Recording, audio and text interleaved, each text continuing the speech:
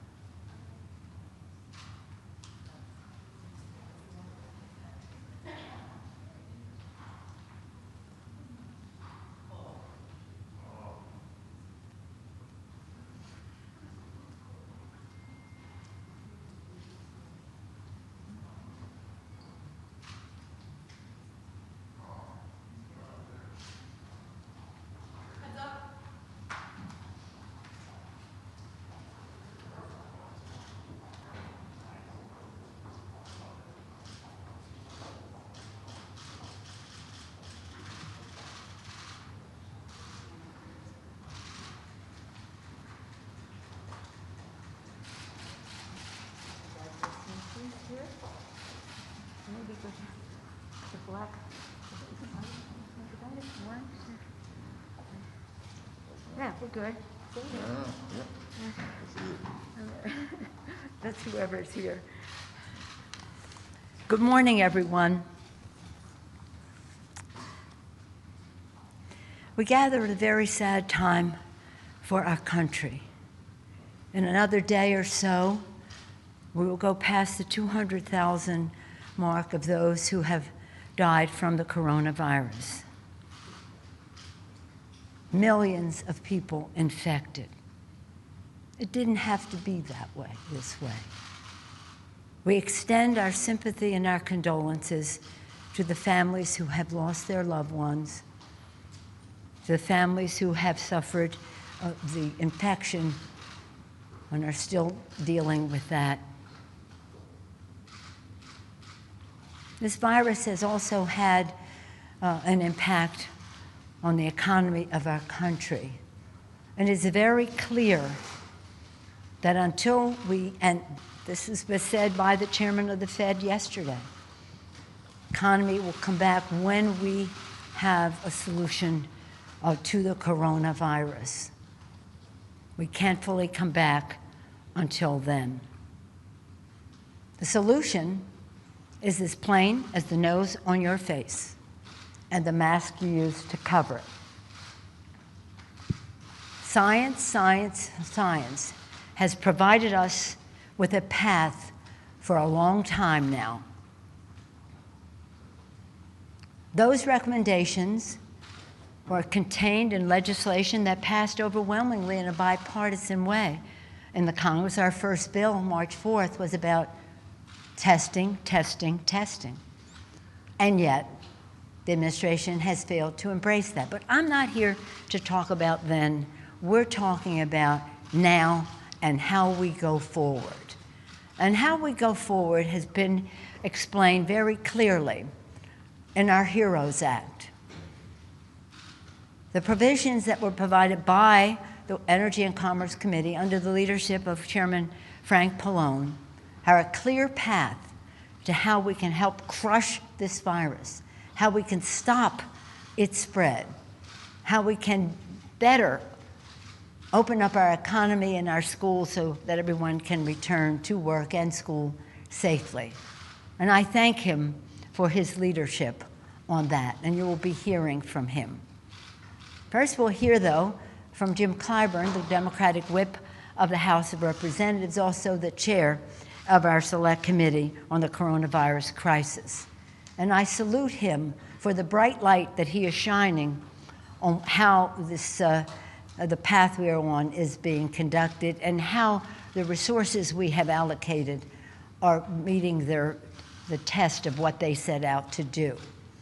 The work of the committee has been exemplary. All of the committee members have made a very valuable contribution to the debate, one way or another.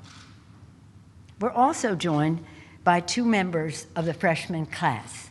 Both of them came to Congress bringing credentials that made them good judges of how we go forward with legislation that relates to the health and well-being of the American people.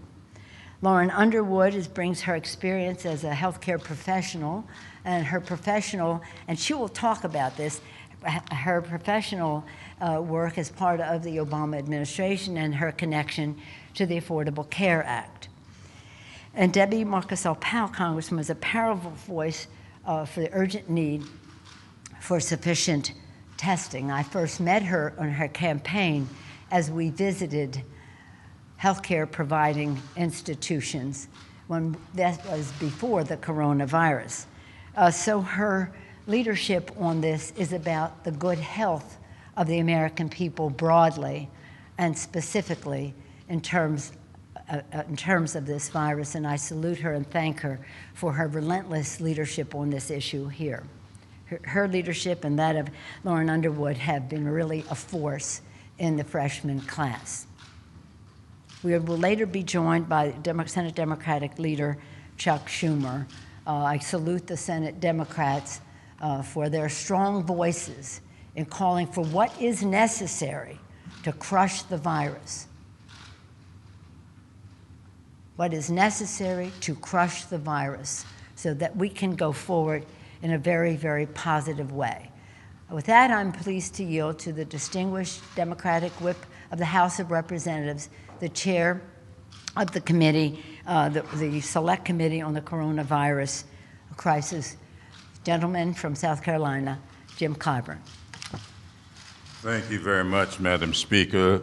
Our nation is in the midst of a public health catastrophe. We are rapidly approaching more than 200,000 confirmed American deaths, and the virus is still spreading rapidly.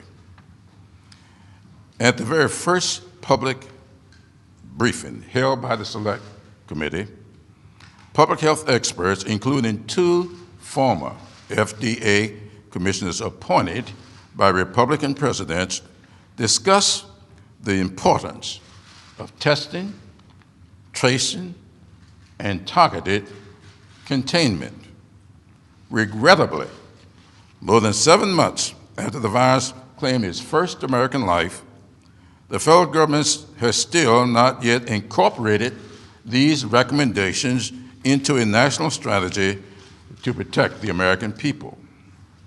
Back in April, the administration considered implementing a national strategy, but decided not to do so because at the time the virus was primarily spreading in blue states. A public health expert who worked closely with the White House Coronavirus Task Force recalled, and I quote, "The political folks believe that because it was going to be relegated to Democratic states, that they could blame those governors and that would be an effective political strategy," end of quote. Just yesterday, we saw the president still employing this political strategy, boasting that there would be fewer deaths, and I'm quoting him here, if you take the blue states out. That is unconscionable. Instead of addressing this shortfall at a national level, the president and his political advisors are continuing to downplay the problem and undermine scientific recommendations. The Select Committee is investigating several instances of political meddling, and we are determined to provide the truth to the people. On October 2nd, Secretary Azar, Alex Azar, the Secretary of HHS, will be appearing before the Select Committee. This will be the first time he has testified before Congress since February, and we are going to urge him to make improvements to save American lives. The administration's failures have prolonged this crisis, resulting in tens of thousands of preventable deaths and worsened economic devastation. Make no mistake, contrary to what the president says, public health experts and economists alike agree that the only way we are going to fix this economy is to stop the spread of this virus. We all hope that a safe, effective vaccine is found as soon as possible. But this finding must be based on sound science, not partisan politics. And we will need to ensure that the vaccine is distributed effectively, efficiently, and equitably. Because what science tells us is how we can save lives, not based on who has the most money or the best political connections. President Trump's continued insistence that the coronavirus will just go away on its is a dangerous wishful thought. It's far past time for the White House to acknowledge reality, correct its failures, and finally provide the leadership we need to fight this pandemic. Congress must provide the resources needed for a national strategy, and that's what the HEROES Act meets. It meets the needs of the American people. And I am hopeful that we can soon get wise to the science and do what is necessary to save lives, get our children back in school, get people back to work, and get the economy moving again. We must get beyond this pandemic, and that's why we are here. And with that, I'm pleased to yield to the distinguished chair of the Energy Commerce Committee, Chairman Pallone. Thank you, Mr. Clyburn, and I really want to commend you for all your efforts with the special committee, particularly the effort to make sure that the CARES Act was carried forth, and there's and basically revealing the problems that we've had with this administration and some of the private companies in terms of fraud and abuse. I really appreciate that. But let me also say this. That day does not go by without our speaker, Nancy Pelosi, talking about the importance of testing. Testing, testing, testing. I think the members of the caucus are they just expect that she's going to come in there and say the word testing from day one. And that's why she's having this press conference today, because we really want to re-emphasize the importance of testing and having adequate funding for testing, because we know that that's the only way that we're going to crush this virus and we're going to be able to fully reopen the economy. But the problem is, and what I want to stress in my time here, is that the problem, the shortage of testing continues. In other words, I think a lot of people think that, because the president says, well, anybody can be tested. It is simply not true. The reality is, and just give you some figures, that right now only about 800,000 tests are conducted daily, when the public health experts say we need to be doing at least 4 million every day in order to effectively contain the virus. The fact of the matter is that the states have been running out of money to do the testing. I'll use my own example of New Jersey. We estimated when the CARES Act passed that we would need $1.2 billion to do the testing that was approved by the federal government for us to do. We only got half of that. We haven't had any money from the federal government for testing for almost 2 months. And you could talk to anybody from Texas, Sheila Jackson Lee has talked to me about this, so many others around the states that are simply not able to do the testing and also the contact tracing that goes along with it. And what we did in the HEROES Act, and that's why the speakers and all of us are reemphasizing this today, is to have a national strategy for testing and contact tracing with clear benchmarks and clear timetables. I'm not going to read you the language, but substantively, it sets up a national plan to actually do the testing and contact tracing that's necessary. And when I talk about the contact tracing in this context, let me give you an example again from my home state. Our numbers had really gone down over the summer in terms of the people contracting or getting the virus. And then all of a sudden at the Jersey Shore, in my district, and at some other places, Rutgers football team parties with kids, the contact tracing showed that when the numbers started to go up a little again, that it came directly from those parties, and the governor was able to act and take enforcement action, so we didn't have a lot of those parties. It was the contact tracing of the people that got the virus that they went back and were able to find out what its source was. So this is how you crush the virus. You do the testing, you do the contact tracing, and then you can figure out exactly what needs to be done. But the problem is that that's not happening around the country right now. And also we have a very uneven playing field here, right? When the government was when the White House task force was basically around and they said we were going to approve state plans for testing and contact tracing, they set a minimum of like 2%.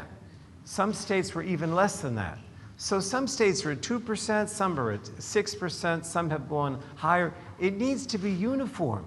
And also, we got to get the supplies out. The states are still not getting the supplies for this testing.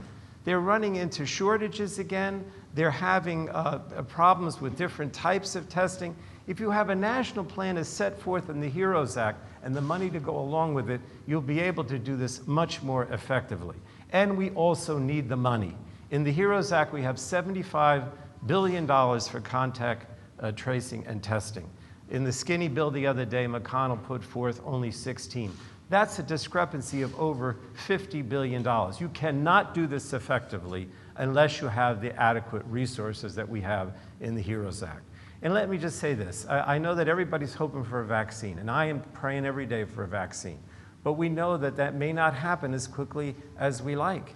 And the fact of the matter is we cannot say, okay, we'll wait for the vaccine. We have to do this testing now if we're going to crush the virus. And thank you again, and let me now introduce Lauren Underwood, one of our new members who's been very much involved in some of the provisions of the HEROES Act that relate to this testing issue as well.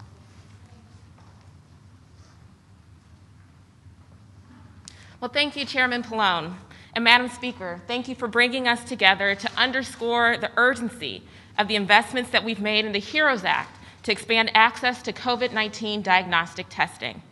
As a proud registered nurse, I am steeped in a clinical profession marked not only by compassion, but also an unshakable commitment to science. Driven by my commitment and background to healthcare, I came to Congress to be a data-driven, evidence-based policymaker. And that background has never been more important than when COVID-19 began to spread across our country and around the world. Throughout this pandemic, we've seen the critical importance of trusting science, and we've seen the unacceptable cost of rejecting it. When House Democrats passed the HEROES Act 124 days ago, we made an investment guided by clear evidence. The best tool that we have to contain COVID-19 is a robust testing infrastructure that will allow us to identify where the virus is spreading and act swiftly to protect others from getting infected. And yet, while experts called for the United States to ramp up testing, President Trump admits he directed his team to, quote, slow the testing down. And although the HEROES Act included $75 billion to provide our public health leaders with the testing resources that they need to keep our community safe, Senate Republicans won't even bring this bill to the floor for a vote. Because the president has failed to meet his responsibilities to keep Americans safe from this virus, and because Senate Republicans have thus far neglected to pursue legislation that meets the moment, our small businesses are devastated, our schools cannot safely reopen, more than 195,000 of our fellow Americans have tragically died, and over 6.5 million will forever have a new pre-existing condition. It didn't have to be this way. We can look at the successes of our allies around the world, whose leaders didn't downplay COVID-19 when it arrived at their shores. They listened to experts, implemented testing strategies, and invested in the medical equipment and supplies that would be needed to fight this once-in-a-century crisis. As we head into the fall and face the prospect that COVID-19 transmission will worsen, we must pass the HEROES Act and provide the funding for testing initiatives that will be necessary to save lives and protect our communities. America cannot afford another day of Republican inaction. Our communities need the HEROES Act now. Thank you, and it's my honor to introduce my colleague, Congresswoman Debbie Murkisell-Powell. Thank you, my dear friend. Thank you so much, Madam Speaker, for holding this press conference today.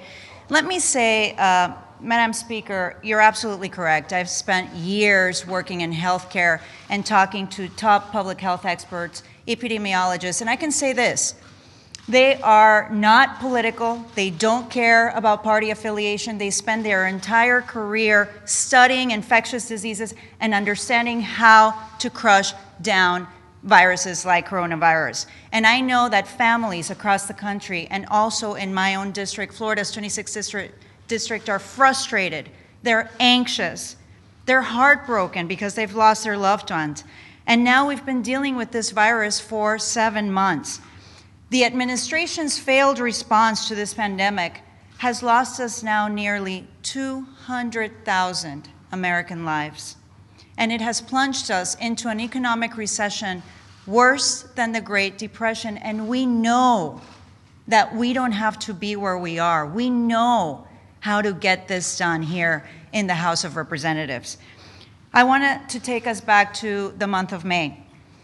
We asked Americans to make a sacrifice, to stay home, to keep their kids at home, trying to go through online learning. Our small businesses had to shut down because we knew we had to act swiftly. In the House of Representatives, the Democrats passed the HEROES Act so that we can provide the funding necessary to support a very comprehensive and strong public health infrastructure to increase and expand testing, to make sure that we implement contact tracing, to have spaces available to quarantine those that have the virus so that we can safely reopen, so parents can feel safe to once again send their kids back to school, and our small businesses, whether at a quarter capacity, 50% capacity, or 100% capacity in certain areas, could safely reopen.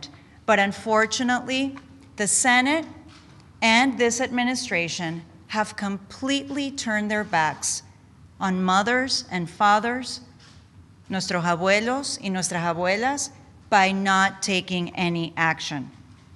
And what has happened? This virus has spread, and our families and our children have paid the ultimate price. Take my home state of Florida.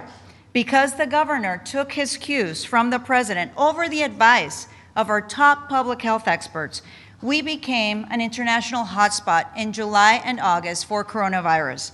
Floridians waited for hours to be tested and waited a week, sometimes even 2 weeks, to get the results of their tests. And now we have marked over 13,000 Floridians who have lost their lives. So, yes, I cannot help but agonize over how avoidable this tragedy was. But we can't keep wishing that the virus doesn't exist and not take any action. We know what we need to do to be able to crush the spread of coronavirus and get people back to work and make sure that parents feel safe to send their kids back to school. All of these answers lie in the HEROES Act, which provides us with the tools needed to act aggressively and comprehensively in this moment. It gives us $75 billion for the testing capability that health experts have recommended for months. With the HEROES Act, we know we can contain the virus, reopen our schools and business safely, and regain the trust of Americans across the country and those that want to once again visit our beautiful state of Florida so that we can get back America on track. Inaction is irresponsible, short-sighted, and disrespectful to American families, our small businesses, and most importantly, our children. What we need right now is to pass the HEROES Act, and we need that now. Thank you. Thank you very much, my colleagues, for your very informed statements and idealistic approach to how we protect all Americans. When you talk about the administration ignoring the facts and the Senate, that means the Republicans in the Senate.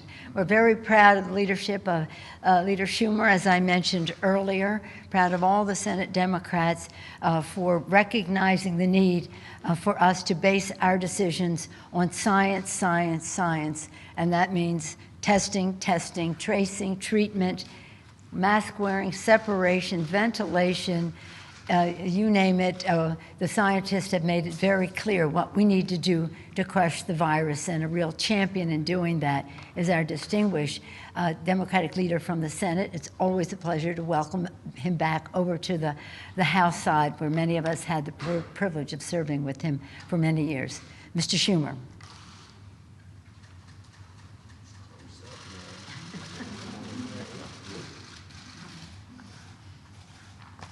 Thank you. Thank you, Speaker Pelosi. It's always a joy to hear you and all the things you say and put it so well. So thank you. I thank all of my colleagues. I'm sorry I didn't hear them. I did hear a Representative McCarcel Powell, and she's doing a very good job representing all my former constituents who moved to Florida. When I was in Congress, they said the only place I could get elected other than Brooklyn was Fort Lauderdale. Anyway, it's great to be here.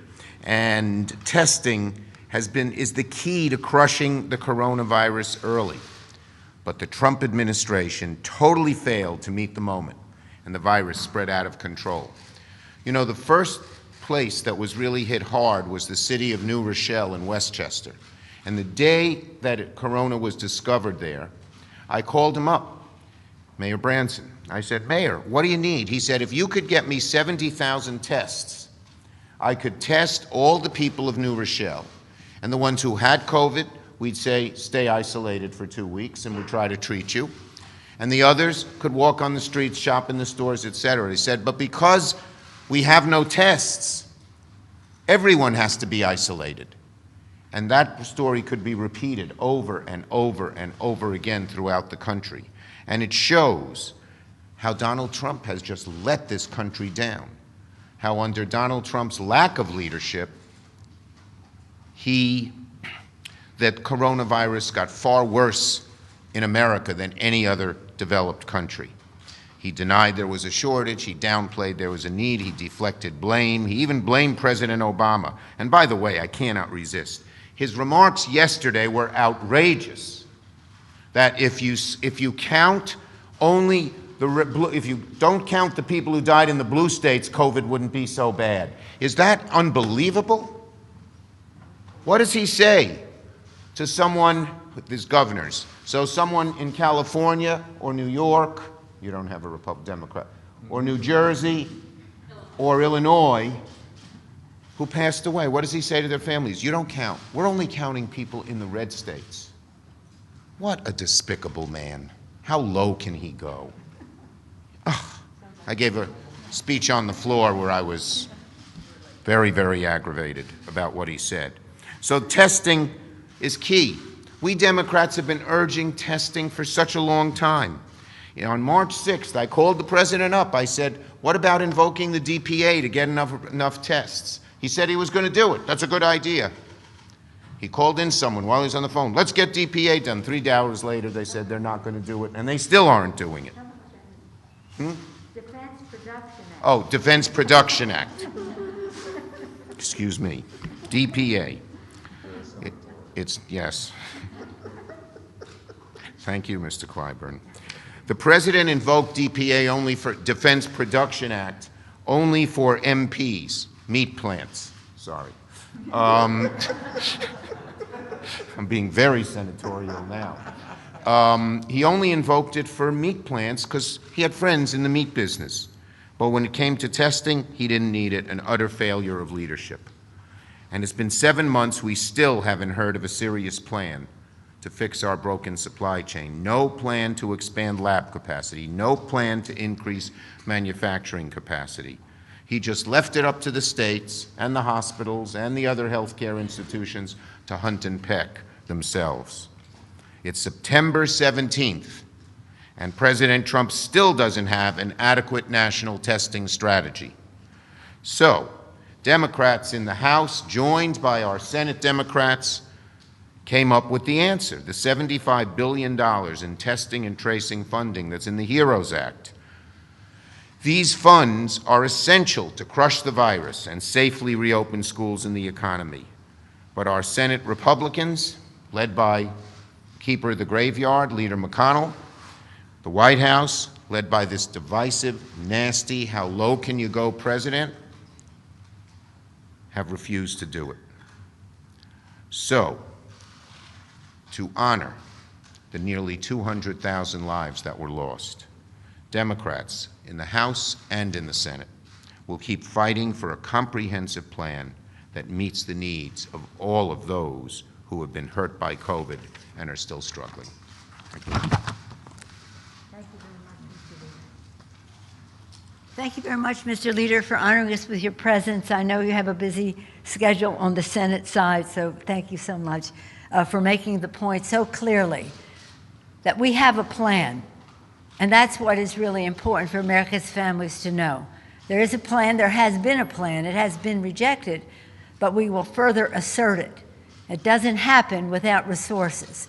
So when we had $75 billion in the plan that Mr. Pallone put forth and supported by House and Senate Democrats, the Republicans said, we have 15, you have 75, let's compromise, we'll go to 16. Oh, really? Do you not understand the gravity of the situation? Either you do not understand the gravity of the situation or you don't care. But the fact is that 200,000 people in another day or so will have lost their lives to this disregard for science. Could we have saved everyone? No. But many people, yes. So our purpose here today is to say to the families of America, we have a plan, we have had a plan. It's a plan that takes responsibility for testing, tracing, treatment, separation, ventilation, mask wearing, and the rest. We know that that will save lives, that will curb the virus, that crush the virus, and again, enable us to open our economy and our schools more safely. A number of months will go by until we get a vaccine, and we all pray, as Mr. Pallone said, we pray for a vaccine. We hope that it will be soon, and that it will be available, as Mr. Clyburn said, equitably. I will add ethically to everyone in our country. But we can't have it one day before it is ready. We don't want it one day later or one day sooner than it is ready. And that means we cannot have political interference into the production, the discovery of that vaccine. We thank our scientists who are working so hard on it. Great minds in our country working 24/7 to produce that. And when we get that, we have to have an ethical distribution system that makes it available to everyone, because everyone has to have that access. Right now, the disparity of the assault of this virus on the American people is appalling. A minority, a Hispanic child maybe is 5 times, a Hispanic person, 5 times more likely to go to the hospital because of coronavirus than a white child. Even greater numbers for African American community. That's just not right. So when it comes to COVID and the rest of it, we have to have scientific and fair treatment of all Americans. Testing, tracing, treatment, separation, mask wearing, and the rest. Relying on science. With that, if there are any questions on this subject. Yes, sir. Yeah, or just on this subject. I'll take questions after, but I don't want to hold up my folks on anything other than this right now. Well, no, I think this is lines up the stuff. Given the scale of what you're describing here, the magnitude of it, do you view $2.2 trillion as the absolute floor red line for any negotiation? Well, we have come down. You know, I know some of you say, why can't you compromise? We have compromised. We came down $1 trillion. We asked them to go up $1 trillion. Instead, they went down, not recognizing the need. We then further, Mr. Schumer and I further went down and said, we'll meet you halfway, and that's where we are. Since that time, though my members will attest, the needs have only grown since May 15th, 4 months ago now, and 2 days, 2 days ago. The needs have only grown. Some of the needs for the small businesses, needs for restaurants, needs for transportation and the rest. So we're going to have to reallocate some of that money so that we can meet the needs as we see them. The fact is we shouldn't be going down because we have these needs so that we can open up our economy as we crush the virus. Again, we have a massive problem in our country. We have a massive problem, and they put forth not only a skinny bill, and as Mr. Schumer says, an emaciated bill. And so I'm so proud that all the Senate Democrats voted against that. But it takes money. We spent trillions of dollars shoring up the credit in our country. You look at the statement of the chairman of the Fed yesterday. He attests to that. And that's important to the stock market, and we don't object to the stock market doing well, that's for sure.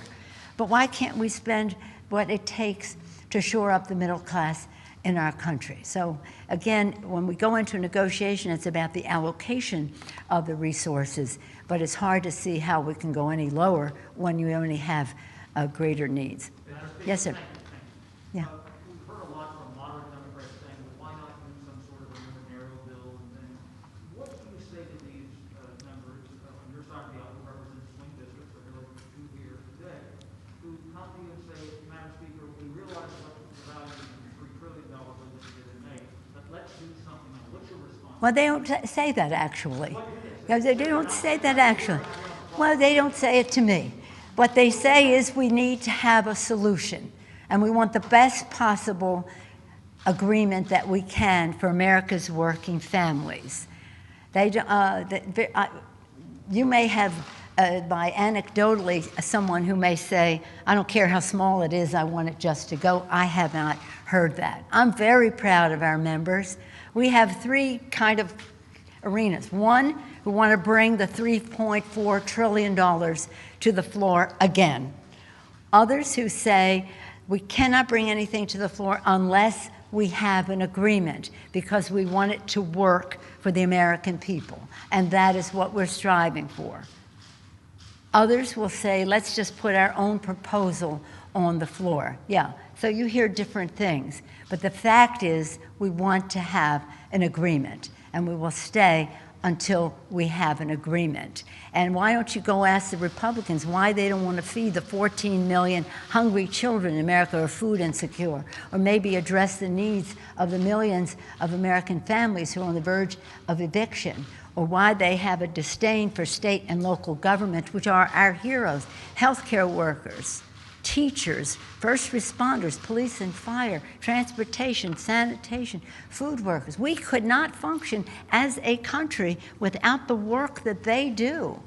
And yet they say, oh, they're blue states, we're not sending any money there. Disdain for state and local government, which the Fed says is very important to our economy. Contempt for science. But we're not here to go there. We are here to say we can stop this, and we have a plan to do it. So let's just do the plan, exactly the plan that scientists and academics are putting forth. Testing, tracing, treatment, separation, ventilation, mask wearing, washing your hands, well, that's the sanitation part.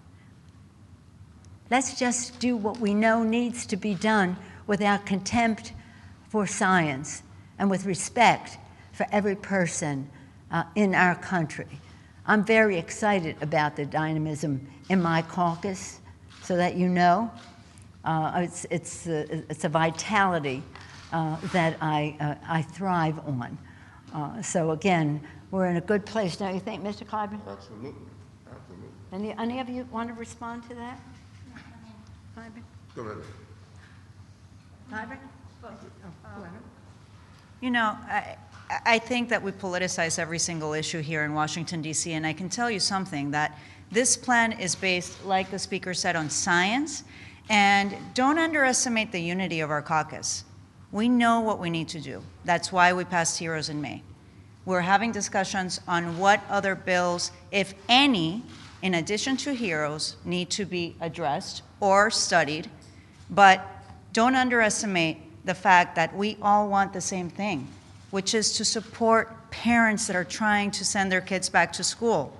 We need to reopen small businesses that have yet to reopen because they don't have the assistance. I have local cities that are running out of money to pay for their first responders. Those are our priorities, and they're not political. They make sense. We're in the middle of a pandemic. The virus is still out there. That has not changed. We can't ignore the fact. We have to be safe. We have to make sure that we have the resources available so that we can get our economy back on track. That's our priority. You know, in order to get food on our tables, we rely on farm workers and rely on people who work in grocery stores. This plan of ours, the HEROES Act, takes care of these people, not the plan coming from the Senate. If we want to get to and fro to our jobs, our homes, We have transit workers.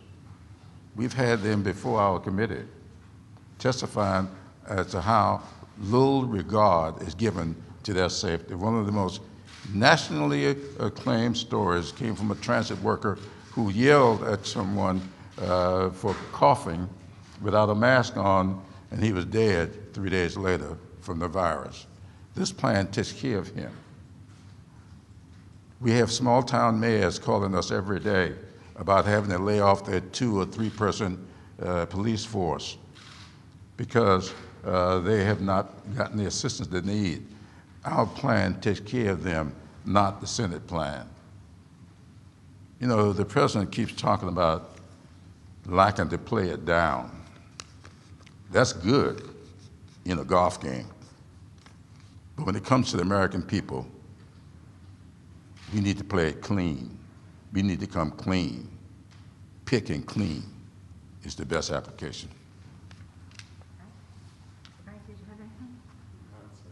Thank you again, Mr. Pallone, for his extraordinary leadership on this subject. He brings so much history and knowledge and, again, respect for science to the proposal that he put forth. And we cannot do anything less if we expect to crush the virus. We would call upon our Republican colleagues to stop crushing the Affordable Care Act instead in court and here and elsewhere, and taking away the pre-existing condition benefit, which is even now more important when we see what is happening with the coronavirus. So I thank our distinguished whip for the leadership he has in making sure as we go forward that we understand what has worked and what hasn't as we go forward. I thank Mr. Pallone for the plan. There is a plan, taking responsibility to open up our economy and our schools safely. I'm very proud of our freshman members who bring their knowledge of health issues in their communities and in their professions. Lauren Underwood, thank you for your leadership and your strong statement. Deborah Marcus-Powell, thank you for yours. 2 states, Florida and Illinois, California, North Carolina, New Jersey, New York, the leader who just left. We all bring our experience to all of this.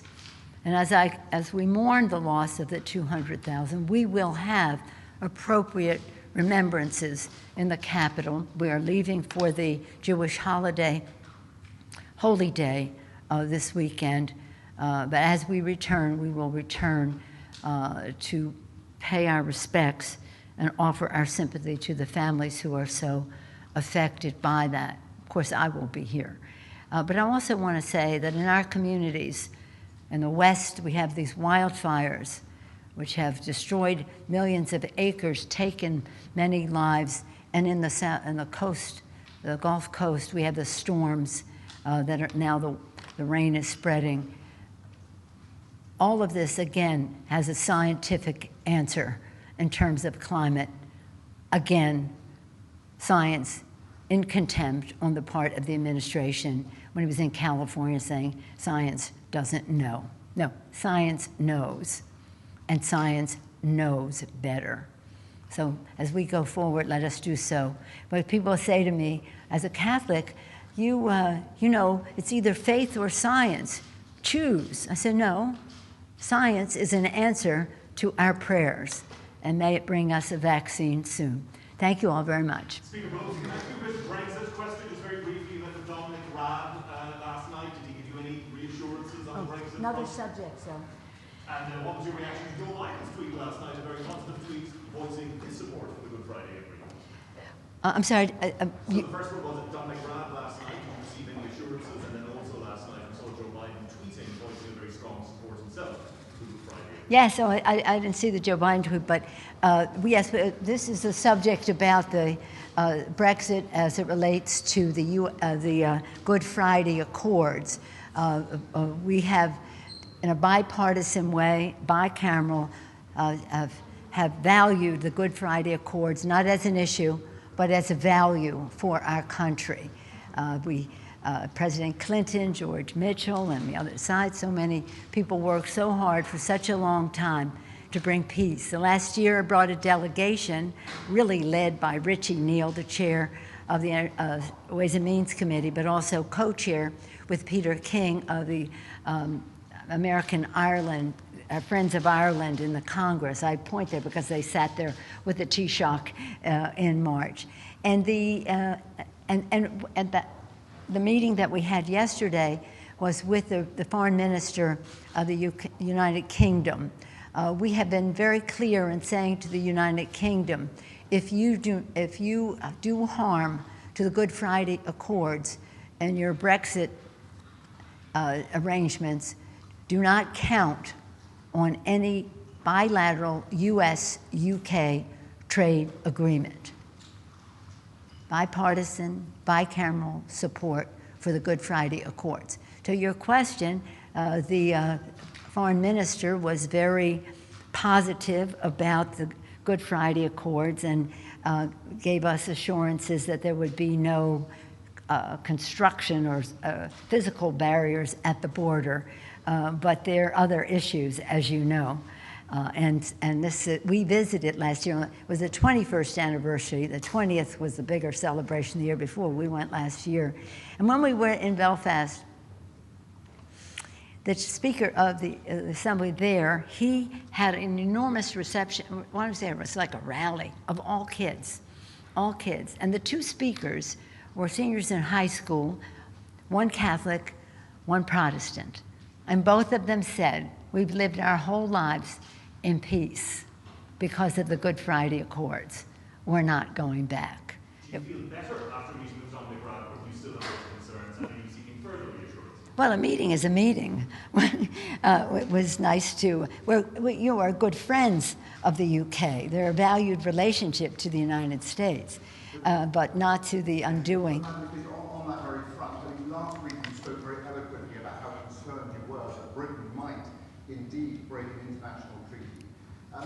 It does beg the question of whether you, since Dominic Raab made clear to you yesterday, while he explained it and clarified it, he didn't retreat. Do you still fear that Britain will do that, and does that raise questions for you about whether Britain's word is still its bond? Well, I won't go into whether Britain's word is its bond, but I will say that the international treaty that was signed with respect for the Good Friday Accords. And what happened on Labor Day, and as I told the foreign minister, my phone exploded. It was Labor Day, and I'm thinking, where's this all coming from? Because hours before, in a different time zone, the UK had departed from its commitment in the treaty with the EU on the Good Friday Accords. So in any event, respectful of what the Brits decide for themselves, but having them understand that the Good Friday Accords, any disruption of that in a serious way would be not met. I mean, President Trump was saying, well, don't worry about EU, you can just have a bipartisan, a bilateral trade agreement with the US. Not so fast. That's an act of Congress. The chairman of the Committee of Jurisdiction is Richie Neal, the chairman of the co-chair of the Friends of Ireland, and there's bipartisan, bicameral resistance to any such bilateral. So I'm not going into whose word is trusted. It just was a departure from what was said in the agreement, and we'll see where it goes from here, making sure they understand about the bilateral, but also hopeful that they will reach their agreement.